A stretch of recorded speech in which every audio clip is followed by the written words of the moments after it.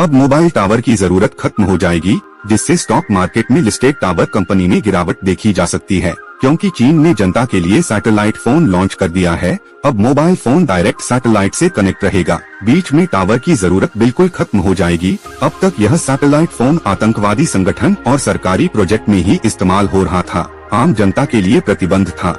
लेकिन चीन ने इसे जनता के लिए उपलब्ध करा दिया है। कहा जा रहा है कि एलोन मस्क के स्टारलिंक प्रोजेक्ट को टक्कर देने के लिए ही चाइना ने इसे पहले ही लॉन्च कर दिया है।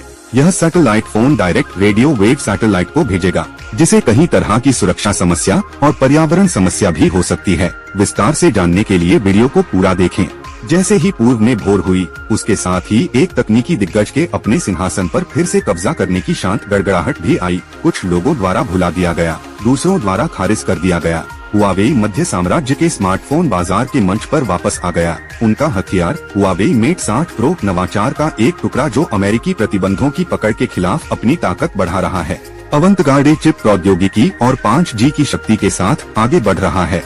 काउंटर पॉइंट रिसर्च के संतों के अनुसार चीनी दिग्गज का पुनरुत्थान एक बयान से कहीं अधिक था। यह बिक्री में 37% की वृद्धि थी।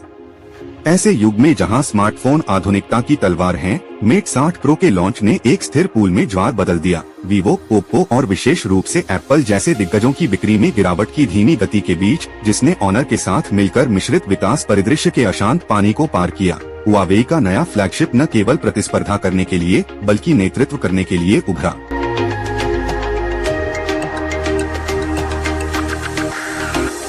जो एक समय में हुआवेई की बढ़त को रोकने के लिए अमेरिका द्वारा बनाई गई एक दुर्गम दीवार लगती थी, एक बाधा साबित हुई, क्योंकि मेट 60 प्रो ने एक उच्च स्तरीय सेगमेंट के नेता की ताकत का बिगुल बजाया। इस तकनीकी पुनर्जागरण ने चीन में एप्पल के प्रभुत्व पर एक लंबी छाया डाली है। अगर नवीन चिप प्रौद्योगिकी हुआवेई के अधिक किफायती मॉडलों तक पहुंचती है, तो बाजार में फेरबदल के वादे फुसफुसाते हैं।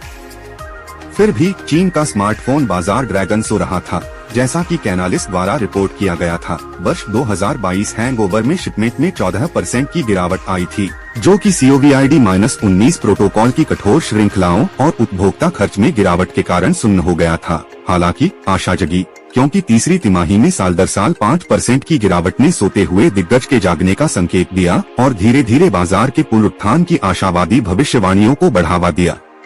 टाइटन्स के इस नृत्य में हुआवेई के मेट 60 प्रो की रणनीतिक रिलीज ने न केवल कंपनी की चपलता को प्रदर्शित किया, बल्कि बाजार हिस्सेदारी में ध्रुव की स्थिति पर नजर रखते हुए चीन के स्मार्टफोन कुलीन वर्गों की उच्च तालिका में अपना स्थान पुनः प्राप्त करने की उसकी अदम्य महत्वाकांक्षा भी प्रदर्शित की।